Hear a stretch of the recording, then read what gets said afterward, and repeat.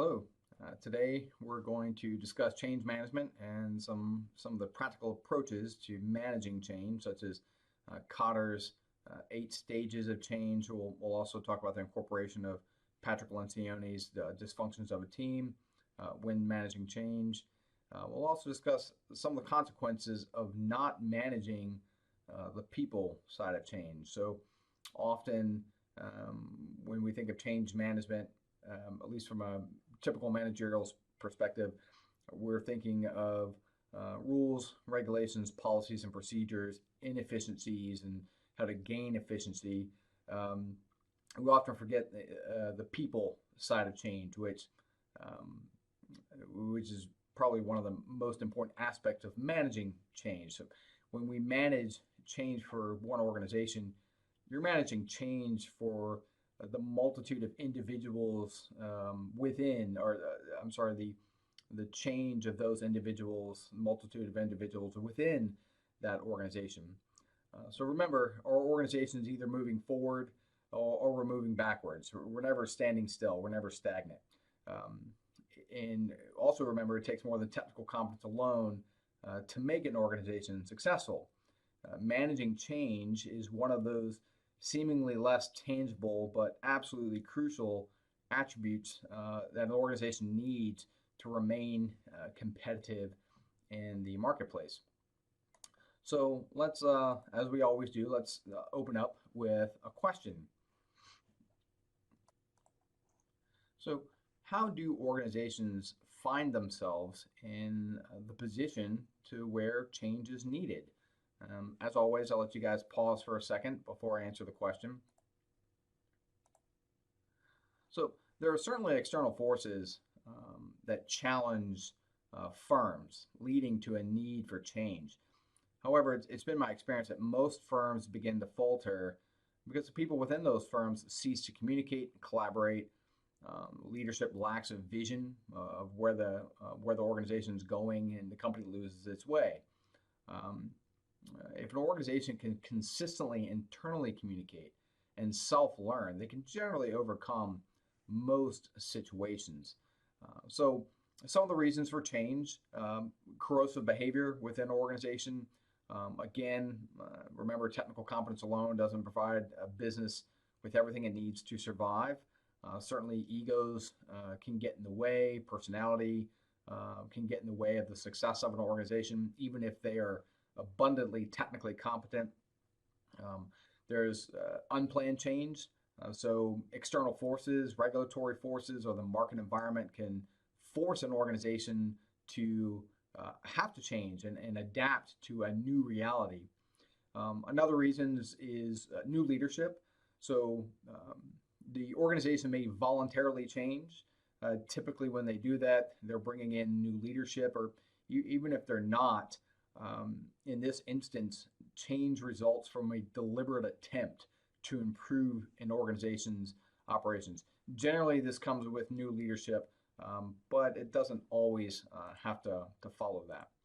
So we'll open up with, how do we manage change? Well, it helps to start with the people and the dysfunction of those people. So by now, I'm pretty sure most of you, if not all of you, have read Patrick Lencioni's books. It's these dysfunctions that he discusses and he talks about that often lead to the need for a change to begin with. Now, again, there's other reasons, right? We just said new leadership, external forces, the desire to change. Um, but as far as culture goes, these 5 dysfunctions certainly point to an additional reason for an organization to require change. So let's open up with so the lack, I'm sorry, the absence of trust, right?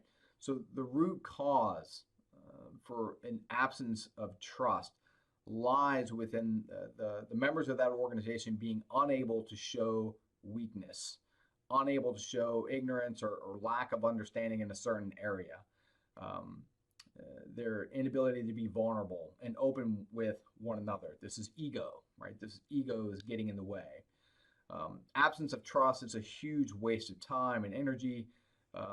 as members of that organization invest most of their time in defensive behaviors, posturing. They're reluctant to ask for help or to help each other. Um, Teams, so in one example, I've talked about this before. One organization I led was an electrical distribution firm. And when I showed up on their doorstep, absence of trust was a huge problem within the organization. Um, if anybody made mistakes, everyone was quick to tattletale and point fingers, and then that person was in fear of losing their job. This stifles organizational learning when we behave in such a way, when we allow our egos to get in the way of what what we think we should know. We all have strengths and weaknesses. We all have limitations.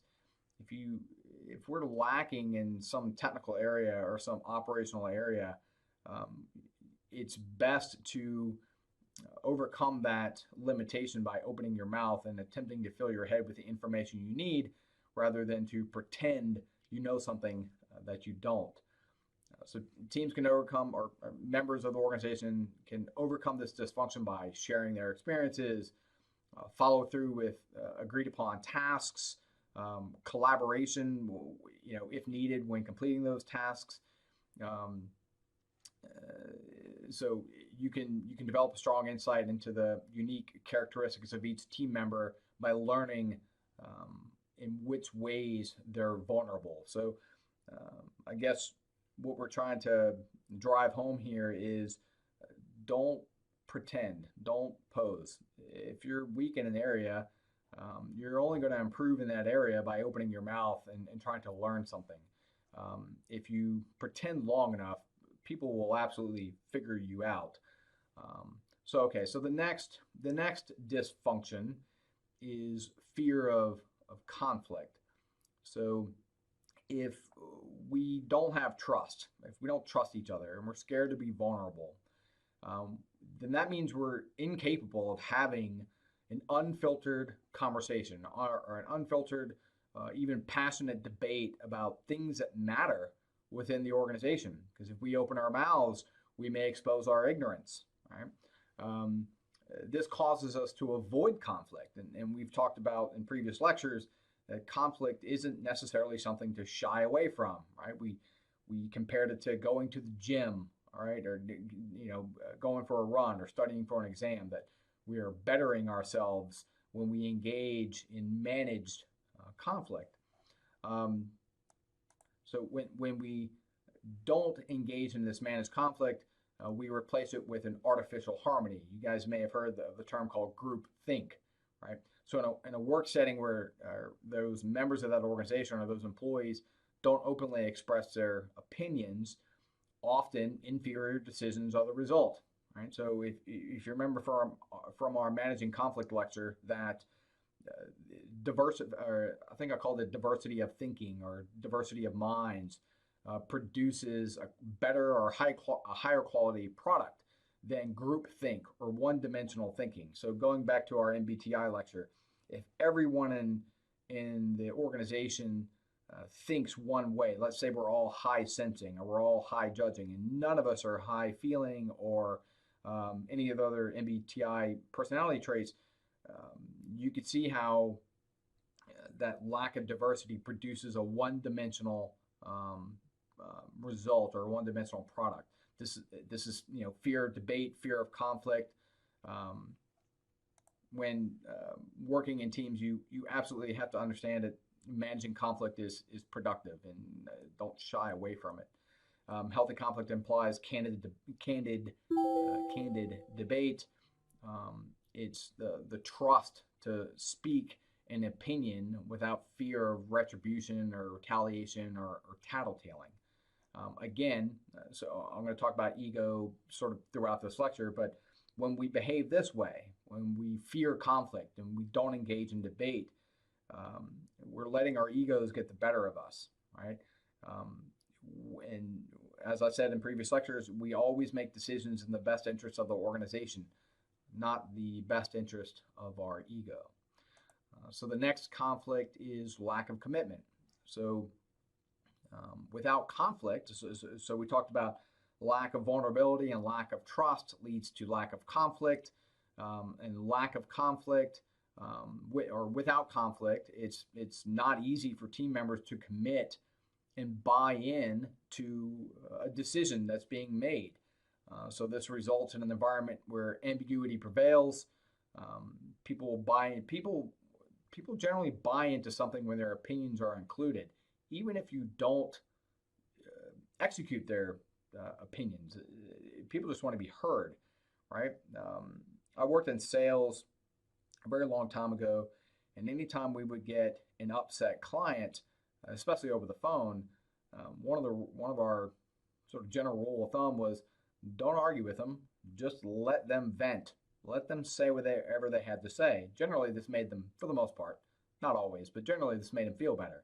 This is much of what we're trying to do is allow people to be heard, whether we move forward with their idea or not. And occasionally you may be surprised. Someone may come up with an idea that actually works and we didn't think of. Again, this is diversity of thinking. So productive teams make joint and transparent decisions and are confident that they have had the support of each team member. When we don't engage, right? We don't engage in conflict. If we don't trust each other, we don't engage in conflict. When we move forward with a decision, you may have employees that are half-hearted, half willing to move forward with whatever the ideas you're trying to push, and then that then impacts their performance and their productivity. They're not, because they're as Patrick Lencioni says, because they lack commitment. So commitment follows healthy conflict. Commitment is born out of a healthy conflict. So the idea is we hear all sides, we agree and then disagree, we eventually gain buy-in, and we have one universal voice and one idea that we carry forward. So the next dysfunction is avoidance of accountability. So I'm going to try to tie this back. So if we can't be vulnerable, we don't trust each other, then we lack conflict, or proper managed conflict. If we can't manage our conflict, we don't get commitment from our employees, and when we don't commit, no one is held accountable, right? I'm not going to hold you accountable if I don't believe in the direction that we're going to begin with, right? And likely you're not going to hold me accountable. So when teams don't commit, we don't have accountability. We're not going to hold each other accountable if we haven't bought into the plan. Sorry, I'm repeating myself. In a well-functioning team, it's the responsibility of each team member to hold one another accountable and accept it when others hold you accountable, right? Because again, it's not about our ego; it's about the organization and the success of that organization. So often, the key to success is the measurement of progress, and when we make clear what the standards are. Remember, we've talked about defining success in the past. When we have a clear standard and we know it needs to be done, you can hold folks accountable. And again, accountability requires commitment. Commitment requires managing conflict. Managing conflict requires trust and vulnerability. So the next dysfunction is inattention to results. So a team can only become results oriented when all of the team members place the team's or the organization's results first. So this is sort of a theme throughout all my lectures, right? Put the organization first. When individuals aren't held accountable, team members naturally tend to look out for their own interests rather than the interests of the team. This is where backstabbing comes into place, and then you can incorporate ways to demotivate teams where you start pitting folks against one another, so creating conflict, or rather creating competition within your organization. And when you lack inattention to results, One employee may fear that they're going to be held accountable and another isn't. And this breaks down the psychological bond of an organization. Um, so the focus should be on delivering those measurable results, all right, by defining success. We know where we stand. It's not ambiguous. We have our targets. They're reasonable targets. We can hit those targets, and everybody's on the same page. We all have the same mission, and we all have the same vision of the organization. So this is not, this slide here, this is not Patrick Lencioni. This is my own personal experience. And it certainly can be debated, but I think it's valid. So in my experience, one of the two biggest dysfunctions are greed and ego, right? So to a degree, we need greed to a degree, right? Capitalism doesn't work without it. However, greed combined with a lack of ethics can take down any, or rather unbridled greed, right? Unrestrained greed will absolutely take down any organization. So there's, the two quick ones, right? Enron. So mismanagement coupled with greedy executives and some sketchy accounting practices took them down. We can think of Lehman Brothers. These are classic examples, right? That they took too much risk. They over leveraged in the hope of making profits. They were certainly unwise in their actions. This is not on the script or on the PowerPoint slides rather, but there is a difference between wisdom and intellect. We can be very, very intelligent and capable, but that capability and that intellect can be misappropriated or misused. Certainly the folks, I think the movie was named The Smartest Guys in the Room, and they talked about Enron. Clearly, those folks were intelligent. I'm not sure how wise they were. And when we, again, I'm off task here, off script, but when you think of leading change or leading an organization, the word wise should be part of that equation. You should be acting in a wise way, right? So let's go on to ego. So there's no doubt, right, that a healthy self-worth and self-confidence are necessary to be effective as a leader, right? I almost think there's a natural distaste for insecure people. It turns us off. Like I have one student in my face-to-face classes. This student is consistently sad all the time. They're always sad, and there's always something bothering him, and there's always a reason for him to be depressed. He's the antithesis of confidence. This gets old, right?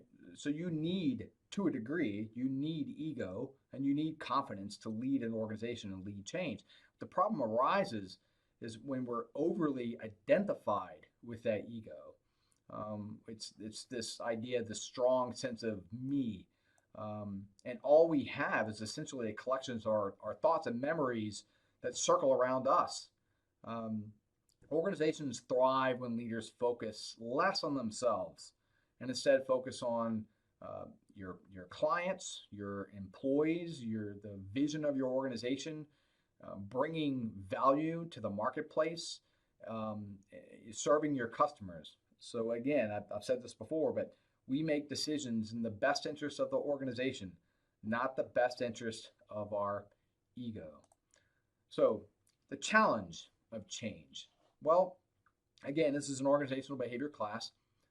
So I focus on the people side, but the key element to any change in any organization, nonprofit, for-profit, small business, large business, is people. It's the people.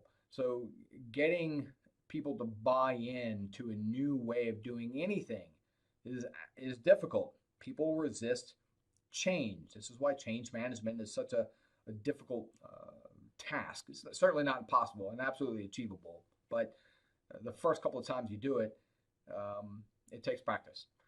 Change will inevitably involve resistance, um, especially for seasoned employees who've been there forever. Change takes time. It's never, ever instantaneous. Patience when managing change is a virtue, and you have to be patient. And you have to focus on, I'm getting ahead of myself in the lecture, but you have to focus on the people within your organization, developing those people, getting them to buy into the idea of change, showing them the rationale and the logic for that change. This is how we successfully change an organization. So let's talk about some myths of changing an organization or managing change. So one myth is that a crisis is the guarantee motivator of change. Well, generally, crisis is the loss of a strategic perspective, with organizations becoming overwhelmed by what is ahead or immediately in front of them, and they're incapacitated by the chaos of a situation. Crises can exacerbate organizational dysfunction. This divides people within an organization.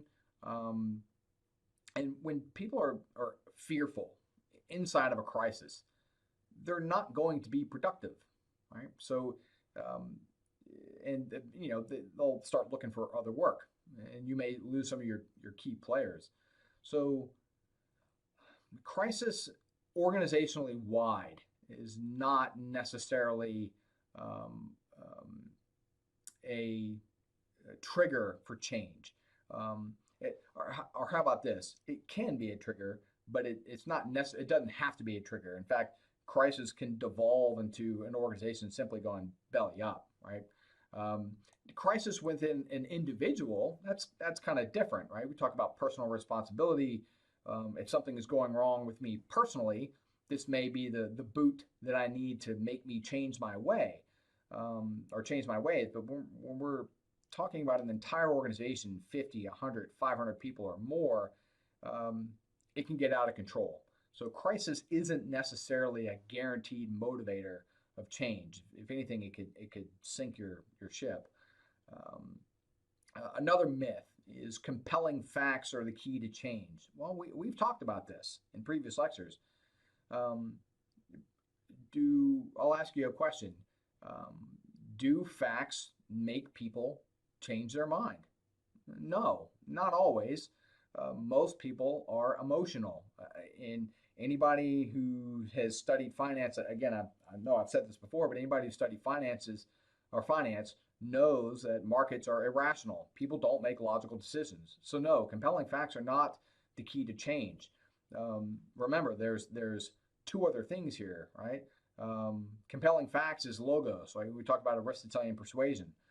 That's the logic of change, but you still have ethos and pathos. You still have credibility, and you still have to tie emotion into these compelling facts to get people to change their ways. So no, compelling facts are not always the key, or the fulcrum for change. Lastly, is fear is the best motivator of change. Well, this is similar to a crisis. On an individual level, yes, fear can lead to change. If I keep behaving in some particular way, bad things will happen to me personally. So I better change. I better change what I'm doing. But when we instill fear into an entire organization, um, it doesn't work quite the same way. In fact, I don't give this lecture in this class, but in one of my undergraduate classes, I give this talk on, imagine you are walking through the forest and you see a tiger, 500-pound tiger, massive, massive teeth and claws. You're not thinking rationally at that point. You're not thinking very logically. You're going to act very emotionally. You're going to try to run away. You're going to, maybe grab a weapon to try to defend yourself. But there is a whole host of options that may be available to you that you close off in your mind due to fear. Right, the fear takes over your thinking, and the same thing can happen within the organization. So fear is not necessarily the best motivator of change in the organization. It can absolutely create disarray and chaos, just like crisis within an organization. So next, we're going to talk about the states of change. This is pretty simple. Um, this model is came up. A gentleman named Lewin, who's actually the one considered one of the fathers of change management, came up with the freeze, unfreeze, freeze method, and this is a derivative of that. So there are three states of change within an organization that can be represented as the current state. So how are we behaving right now? What are we currently doing? The transition state is how do we move from where we are to where we want to be? And then the future state, which is, how are we going to do it down the road. Some of you guys may have heard something called a gap analysis. That's also a derivative of Lewin. So the current state versus where we want to be. Where are we now? Where do we want to be? And there's the gap in the middle. That's called a gap analysis. And in the gap analysis, you're trying to identify all the various things that you need to do to get yourself to that future state. So some examples of changes or change that an organization might take on is ad hoc processes, moving to a more formal process or a documented process. I did this with one organization. Actually, I did it with a bunch of my undergraduates. We had about 25 quote unquote interns came in, and we developed about 120-page policy and procedural manual. And actually, the students only facilitated the documentation of. What they did was they interviewed every single employee within the organization. They were able to nail down policies and procedures, put it in black and white, and we created this document at the end of the semester. And this organization had a policy and procedural manual. That was one aspect of change. It's nice to have things in black and white. It kind of allows us a compass, lets us know what we should do at least. Another example of change is in multiple legacy systems. So let's say probably the best example of this would be software. So if you have, maybe you have an accounting software for your accounting department, and then you have warehousing and logistical software that manages some other aspect, and then maybe you have a different PO system for your clients, and integrating them into one database. That's an example of change management. I just went through this the other day with my bank. I went there to get a cashier's check, and they made a mistake, and they pulled that same cashier's check out of my account 6 times. So when I checked my balance, there was a mistake, and it's because they were switching over to this new system. And probably the biggest example of change management is 2 different companies merging into one organization. Now, I don't think I talked about it in this class, but one of the primary reasons M&As fail, mergers and acquisitions fail, is the personalities of the 2 organizations just can't work with one another. And this makes sense. Think about the personality of the folks over at IBM, right, versus the personality of the folks over at Google or Facebook or any of those groups. If you can't get the members of that organization to work together because they have a cultural clash, this could be a reason why your organization doesn't live to fight another day. So the toughest period of time during the change is this transition state. If you don't manage it properly, transition creates uncertainty and fear, and that always leads, I've said this before, but that always leads to lack of productivity. People are sitting in their cubicles looking for work, not doing their jobs.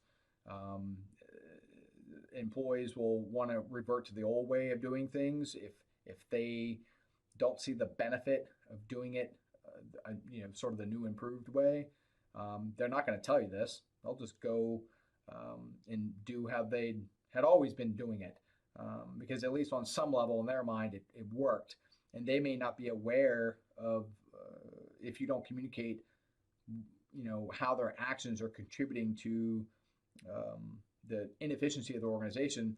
They're going to do this. It's just easier this way. Um, they're not going to have all the information. Idealistically, you communicate everything to them, but we know you can't. Practically, you cannot do that. So they're not going to have the information. They're going to criticize you on moves that you've made that they don't understand because they're lacking information that you possess. Um, Rumors will fly. You have to manage this. You have to watch this closely and deal with it. Don't let this persist. Don't let this fester. It may be a conversation where you provide feedback and you're saying, listen, I have information that's available to me that I can't share with the rest of the firm, but you've got to trust me on this. This is the move, right? Even that's better than absolute silence. You want to communicate as much as you can when it's appropriate. Again, people just want to be heard, right?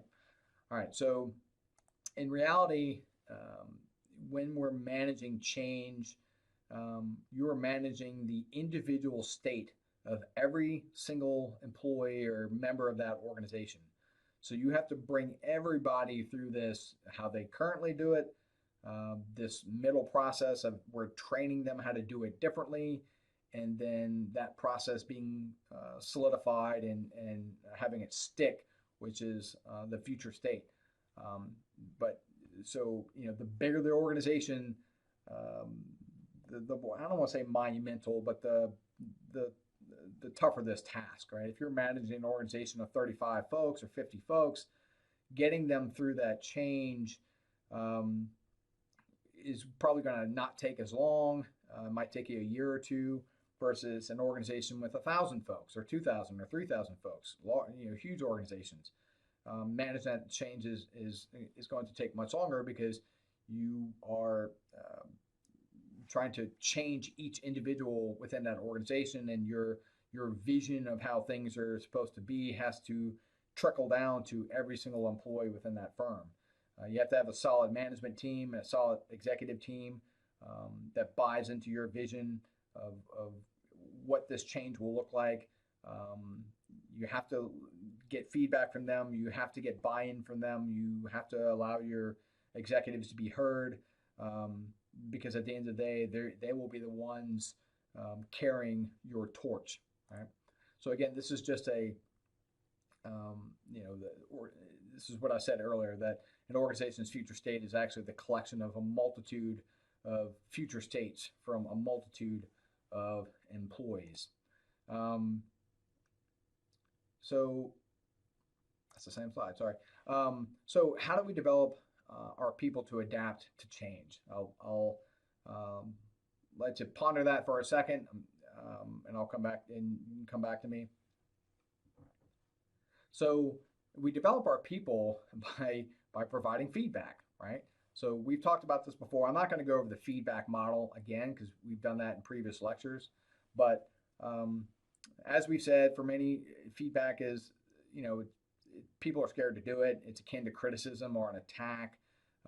This is why it's seldom practiced with any enthusiasm. And certainly employees anticipate it with less enthusiasm. So, the manager or the supervisor or the executive doesn't want to give the feedback, and the employee doesn't want to receive the feedback. And as we've also said in previous lectures, it shouldn't be about criticism. It's about development, right? If someone's making a mistake, they're not going to fix themselves unless you tell them what they're doing wrong. And it always also helps to, if they've done something correctly, to reinforce that correct behavior with some affirming feedback. Hey, you did this correctly. I appreciate it. Please keep doing that. So it's intended to be a supportive act to deal with underperformance in a constructive way, and develop higher performing employees. Um, this goes so when we're providing feedback and we're developing our employees, this goes back to that where we are, the initial state, the initial way of doing things, the change that we're attempting to pursue, and then this ultimate future state of how we will behave in the future. The way we get our employees there is by providing feedback. Again, remember the language is important. Um, it's not you didn't do this. It's you know, had you done this, or um, it's not the customer wasn't very happy. It's hey, what do you think you could have done differently? So I'm not gonna do an entire lecture on feedback because we've talked about it in the past, but this is crucial to bring your employees through this process. You have to over communicate. This is very labor intensive. Um, but if done effectively and consistently, you can bring an organization through change. It'll never be easy, but you can absolutely get them through. So, what are some consequences? I'll let you pause here too for this one, but what are some consequences of not managing the people side of change? What are some things that can go wrong in an organization if we don't pay attention to the folks that we're asking to initiate this change?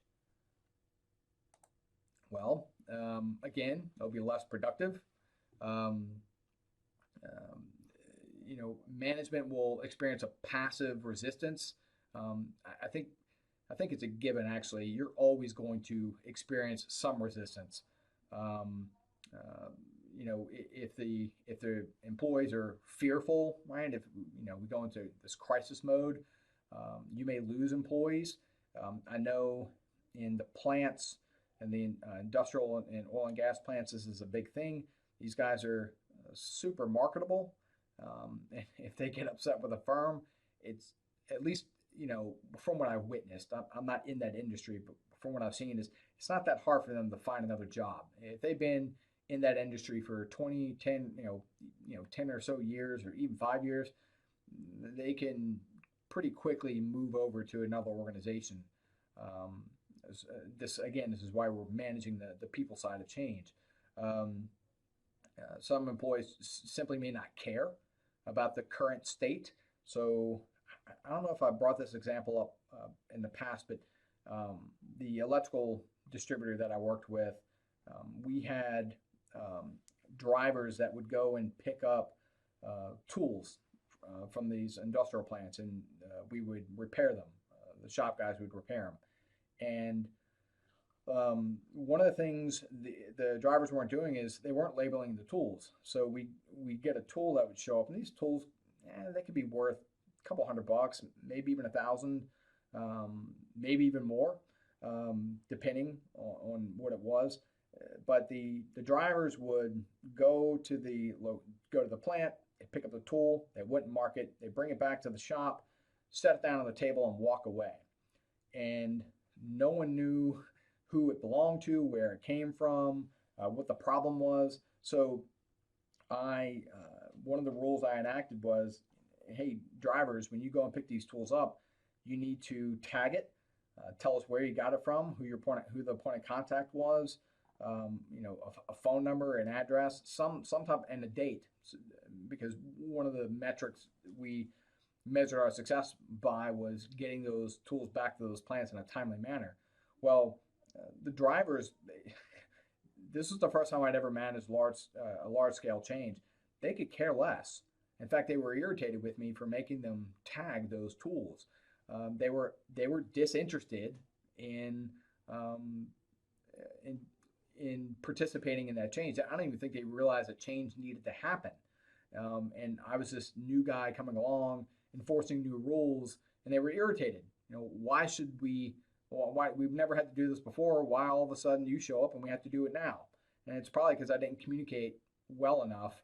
Um, what why that why we needed them to do that. Even after the fact, I had a conversation with them. They were still resistant, but they did what I asked them to do.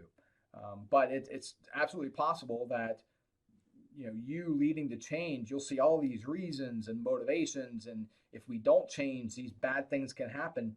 That's going on in your mind, and that might be going on in your executive team's mind. That doesn't necessarily translate or trickle down to the to the folks in the trenches, right? Um, Idealistically, it does, but if we're not managing change, it might not.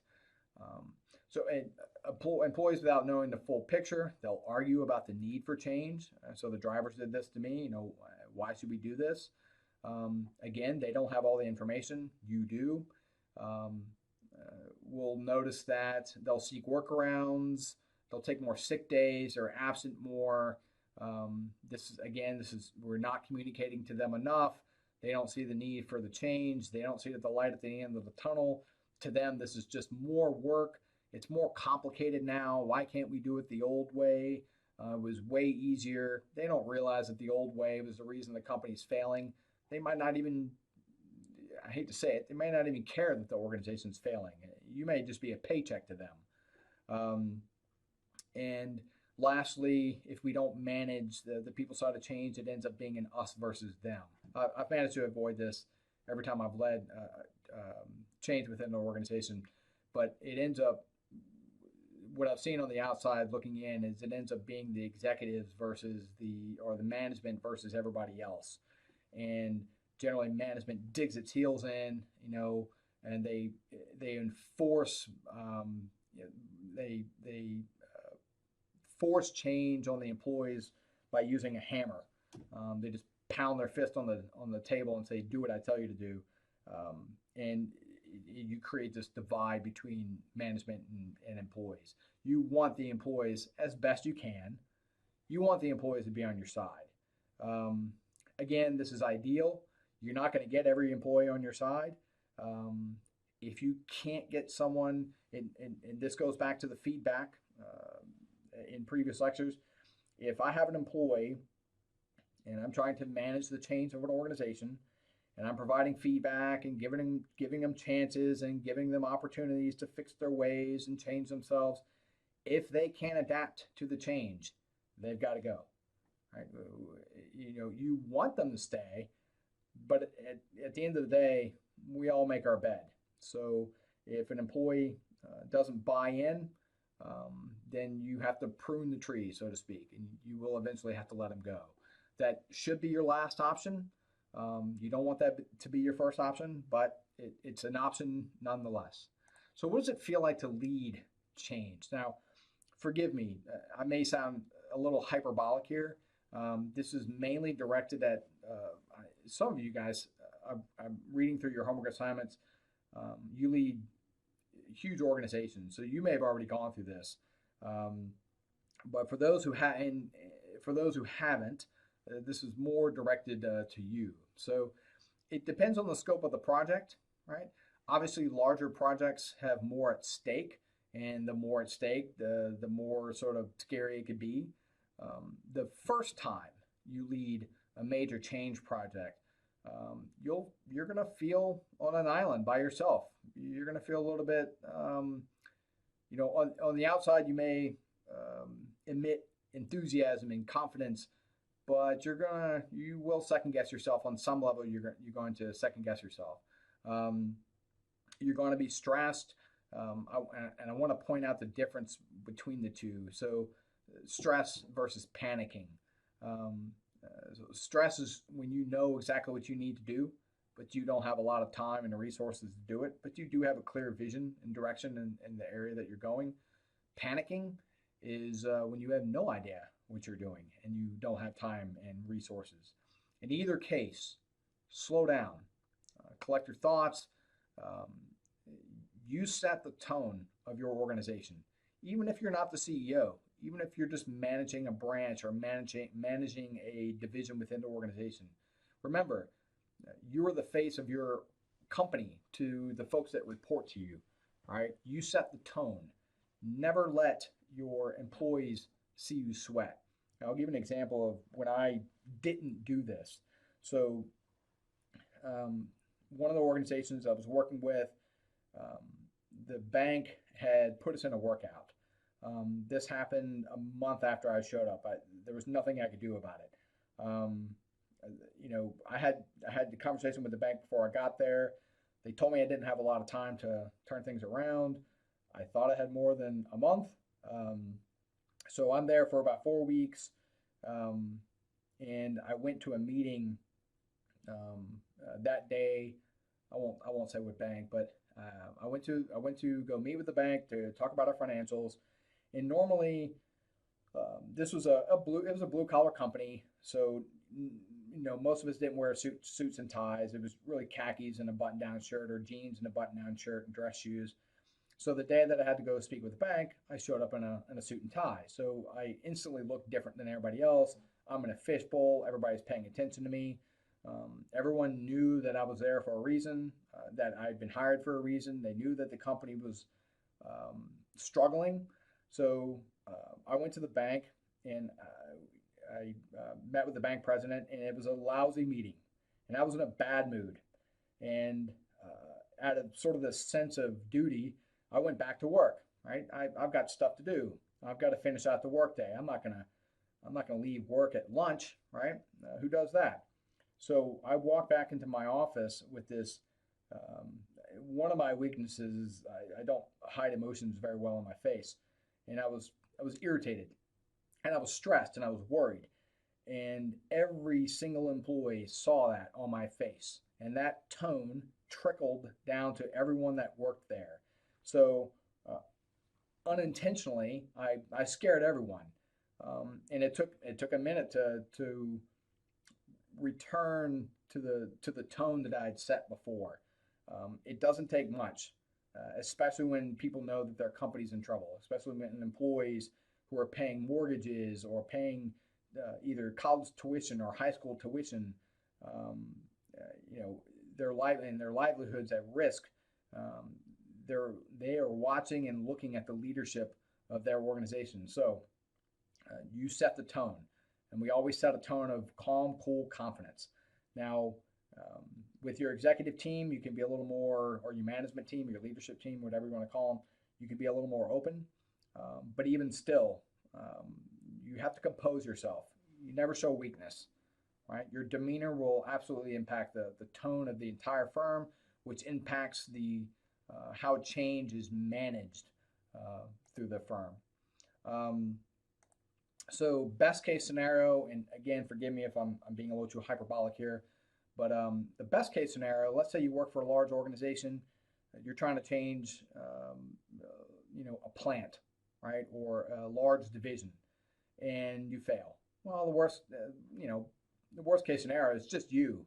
You lose your job, right? Now, this isn't good for you. It's not good for your family, but you're isolated. The worst case scenario is, let's say you're leading change for a smaller organization, a small business, 100 or so employees, or 50 employees, which has been primarily my experience. I focus on small businesses. I did my dissertation research on small business, and I publish on small business. So the worst case scenario is all the folks that work for you, your coworkers, some of the folks that you call friend, your employees, whether you like them or not, uh, their families, all of these folks rely on you for their livelihood. And if you mismanage that change, their livelihood is at stake. It's a whole different level of responsibility. Letting yourself down and letting your family down, well, certainly not good. That's one thing. Letting yourself down, letting your family down, and letting 100 families down, that's a different experience altogether, and it'll keep you up at night. Either way, it's a valuable experience, and if you ever get the chance to lead a change, um, a significant change, then volunteer for it. And I want to parse this apart. I say a significant change. I met with an HR director for Pinnacle Polymers a while back, and they had this initiative where they wanted everyone counting their steps and counting calories, and it was um, to knock points off their insurance coverage, make things less expensive. Um, and she referred to that as change management. And On some level, it was. It certainly was organizational wide, but if that initiative didn't succeed, no one's job was at stake. They would have paid higher premiums on their insurance, um, but that's it. So I do want to parse this apart. This idea of leading an initiative within an organization and wholesale change within an organization. They're two different things. Um, so all right, so let's keep going. So when you're leading change, some portion, this is a guarantee, some portion of your employees will not like you. Um, it's going to happen. There's nothing you can do about it, and it is advisable to pay attention to them, listen to their complaints. But again, we're making decisions in the best interest of the firm, not the best interest of our popularity. If you're leading a difficult change, you're not going to be popular. So live with it, deal with it, right? It's just part of it. Um, it's difficult. Leading change is difficult. Expect it to be difficult and accept the challenge and the risk of possible failure. So let's talk about a practical approach before leading change, right? How do we prepare to lead change within an organization? Well, um, even though people are not necessarily they can't be convinced by facts alone. It certainly helps for you to gather facts and gather data. So we do this by interviewing employees, surveying employees, if you can. Um, Dig deep, learn as much as you possibly can about the firm's condition. It helps to build relationships. You're going to get a lot of information from doing this. Um, I found that, at least on some level, most of the time, at least the more tactical operations within a firm, when they are inefficient or not working well, generally it's your folks in the trenches that know why. So pay attention to that. Listen to them. It takes time. It can take quite a bit of time because you're gathering information and you're not actually leading the change. You have to measure or balance how much time am I going to give to collecting data before actually executing the change. That's situationally dependent. Um, so it is time consuming. It can lead to a bias of information. So early on, if you think you have the answer, you know what's going wrong with an organization, you tend to seek out that answer over and over and over again. I would suggest you attempt to resist that. You want to be as unbiased as you possibly can. All right. Another thing you need to search out is who benefits from the current situation. Because if you change something, maybe you're taking someone's power away. Maybe you're adjusting their job responsibilities or their job description. Maybe this impacts their pay. And now your decision may be in the best interest of the organization, but it individually may hurt an individual employee. It's certainly possible. And you have to look out for this. This may be the person that's the naysayer behind your back because they don't, there's some built-in advantage to the way things are. So I'll give you another example. We had for that same firm, we had a top selling salesperson who was pretty resistant to change. He had been doing it this way for 20 years. He was a great sales guy. He brought in 50% of the revenue of the firm. And he was incredibly resistant to the change. And one of the things that we were doing was writing accounting policies and procedures. We didn't have a very good checks and balances system for our accounting procedures. And he grumbled about this incessantly. Well, fast forward 3 months, I think it was 3 or 6 months, something like that. We found out that through these new policies and procedures and these regulations that we internally imposed on ourselves, that he had embezzled $250,000 over the previous 3 years. This is why he didn't want change, because we were going to take away his cash cow. And when we implemented change and these checks and balances, he was uncovered, or rather discovered, right? So when we're doing our research, we need to find out who benefits from the current situation. Why? Why are they benefiting from it? Why do they want to keep things the way they are? Right? Um, he was putting himself before the organization, and we've heard the statement over and over and over again that everybody is replaceable. That day we were absolutely tested because this organization was the leadership was poor. It was four brothers that owned the firm. They had no business experience. The bank was coming after us to foreclose on us. We had to start out by laying off a bunch of employees. So the rest were fearful and nervous. And then we get hit with our best salesperson who brings in 50% of the revenue for the firm, gets busted for stealing money. And we instantly got rid of him, right? We fired him and we pressed charges. And the first thing I thought was, is he replaceable? Well, he was, and it worked out. So, everyone is absolutely replaceable. It might not seem like it at the time, but everyone is replaceable. And then the last step, when you're, or not the last, but when you're gathering data, is write everything down. I had a notebook. I filled up 3 notebooks in the first 3 months, three subject notebooks in the first 3 months, trying to figure out what was wrong with this organization.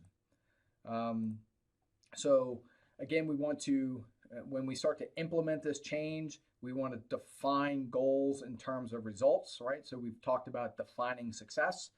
It's clear and objective. It's not subjective. It's not based on personalities. It's based on quantifiable results. Making measurable results should be the primary and immediate goal when we're trying to implement change, to define success. Defined goals lead themselves to more objective and meaningful evaluation. So going back to Patrick Lencioni, we're holding each other accountable. It's very difficult to measure the success of change without predetermined goals. Right? Defined goals promote accountability. It produces a healthy culture of ownership. Everyone has skin in the game amongst those involved. So, when you, the key to this is research up front. Gather as much information as you possibly can. From that information, you identify, what are the weak links? What are the things that are not working? And then if we change them, what does this positive change look like? And how do we define how do we measure the success of that positive change? So the last thing we're going to talk about today is Kotter's 8 stages of change. So, first is create a sense of urgency. So help others see the need and the rationale for the change. Create so this goes back to a mission and vision, right? So create an aspirational statement that communicates the importance of acting immediately. Sometimes this is easier said than done. And there's also some organizations where, so the one organization I keep referencing, my sense of urgency, and I probably wouldn't go about doing it the same way I did then, but I basically told them, if we don't change, we're going to go out of business. And at the same breath, I'm lecturing you guys on, not creating a crisis. But it worked. I did it in a way that I managed to be calm enough about it. I was stoic enough and unemotional enough that I was able to get folks to realize the black and white of it. That I wasn't, just trying to create chaos. That I was trying to get people to be serious about the change. So again, when you're creating your argument, remember ethos, logos, and pathos, right? So the credibility, the logic, and you have to dial emotion into that change. If you just focus on logic, you're not going to get everybody. If you just focus on the emotion of it, you're not going to get everybody. When you're creating this sense of urgency, you have to use all 3. Next is we're building a guiding coalition. So we're getting folks to buy in. This could be your leadership team. This could be anybody that readily agrees to your idea of the future of the firm. This comes out of the organization's own ranks. and they will be sort of your messengers, right? To sort of a grassroots change effort from within the organization. So it comes from the top down, but it also comes from the bottom up. It has to come from both directions, and that's what we mean when we say building a guiding coalition. We're talking about that grassroots campaign from within the organization. Um, Form a strategic vision and initiatives. We've talked about vision, mission, and purpose before in our first lecture. So clarify to your employees, how will the future be different from how it had been in the past? How is our organization going to change, and how are we going to make that future a reality? What initiatives are we going to pursue that directly link to that future vision of the firm?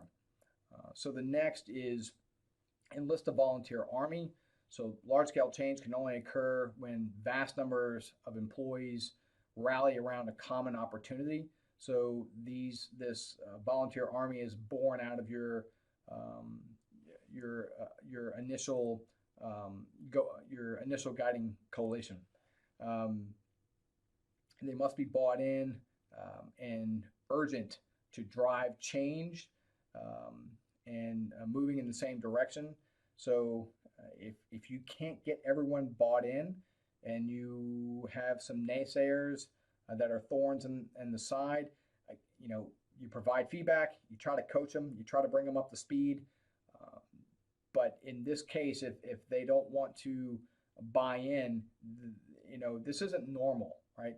Um, this is not a normal situation where you have just maybe a poor performing employee. Everything is, what's the word I'm looking for? Everything is um, amplified. So if you have a naysayer and a company that's already scared and employees that are already scared, it's even more important that we rectify that situation quickly.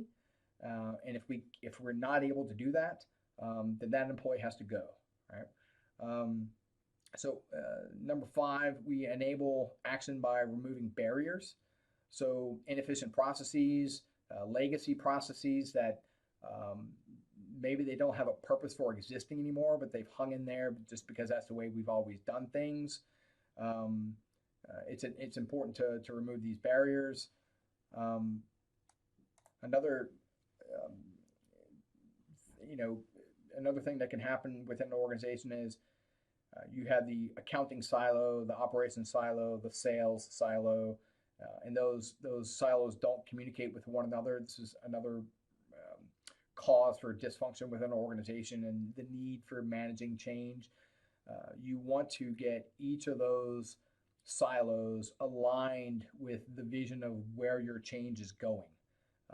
And you know, so you take a hard look at why do we do things the way we do them? Why do they make sense? So I'm going to entertain you with a cheesy joke, if you don't mind. Um, so there's a story of a husband and wife, um, and the wife makes this amazing meatloaf, and so wife shows up at the dinner table, and the husband asks, "Hey," he's like, "Hey, this is a great meatloaf, but why do you cut the ends off the meatloaf? Why do you do that? This doesn't make." Or I'm sorry, pot roast. Why do you cut the ends off this pot roast? That doesn't make sense. And she says, "Well, I don't know. That's the way my mother always did it." So they go to grandma's house, and same story, right? It's this amazing pot roast, tastes delicious, and the husband asks the grandmother, or the mother, I guess rather, why do you cut the ends off this pot roast? And she says, "Well, I don't know. That's the way my mom always did it." So they go to the great grandmother, and same story. And husband says, "Well, why do you cut the ends off the pot roast?" And she says, "Oh, the pan was too short."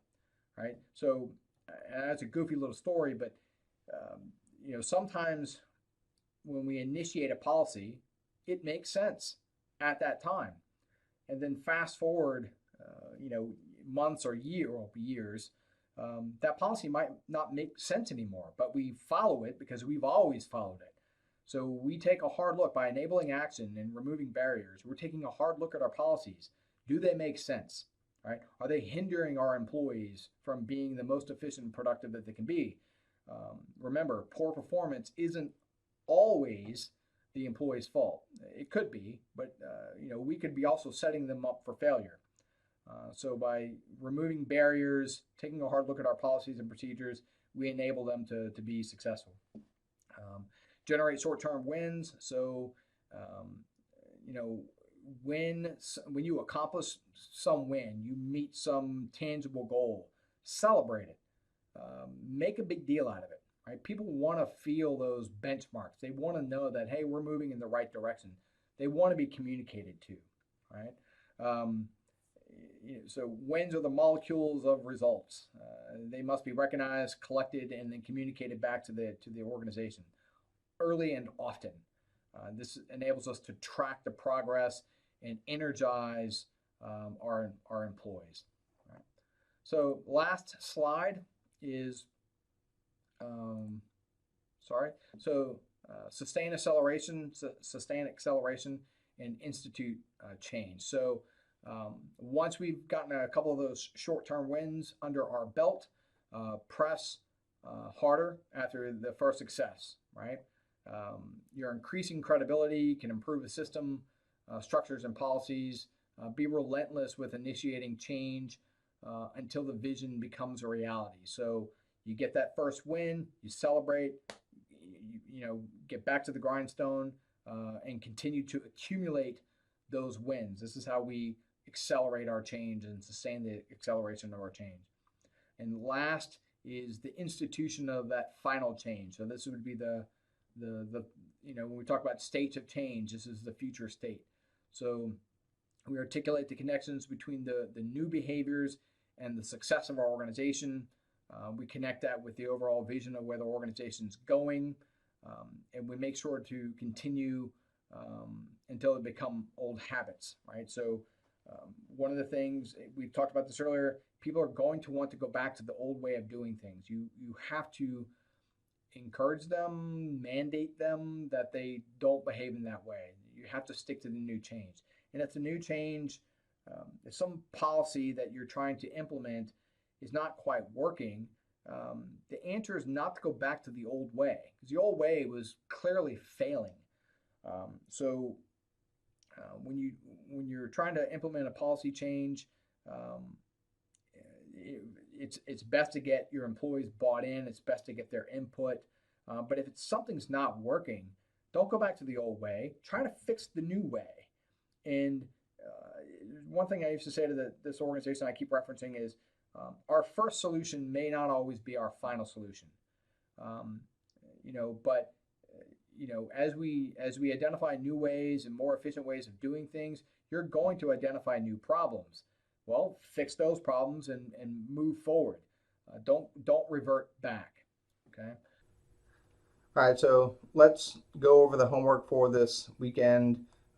This change management analysis paper, if you remember at the beginning of the semester, I had a number of assignments. Your major assignments are up here. So that's this one right here. It's the exact same instructions. So let's scroll down here. So we'll open this up. And I give you two options. Most of you guys are working professionals. So I'm assuming you've experienced change within an organization. But I give you option one. In both instances, you have to read Our Iceberg is Melting. I'm assuming you've read it by now. It's a relatively short book. And so in option one, examine a change initiative from your past. The initiative could have been wildly successful or a failure. The key is that you know a lot about it. Using Kotter's 8 steps with references to the 5 dysfunctions of a team. So when I say with references, did you see similar behavior from your coworkers or junior employees or even superiors that mimicked what you saw in Lencioni's book? In any event, I expect a detailed critical analysis of the change for each of Kotter's steps, what was done well, what was done poorly, and what should have been done differently. The paper's 7 to 10 pages, 12.5 Times New Roman, double spaced. I don't dock points. If you go over 11 or 12 pages or 15. I'm not going to dock you points for that. Answer each of these questions in your paper. The second option is, still, read Our Iceberg is Melting, and then also read the Harvard Business Review article for Verizon Wireless. That's this right here. And that will, give you an outline of a change that Verizon had recently undergone, and basically write the same paper. So the case study just stands in place if you have never experienced change within the significant change within an organization. You can use Verizon as a placeholder. That's it. If you have any questions, by all means, please feel free to email me, and I hope you all have a good week. Take care.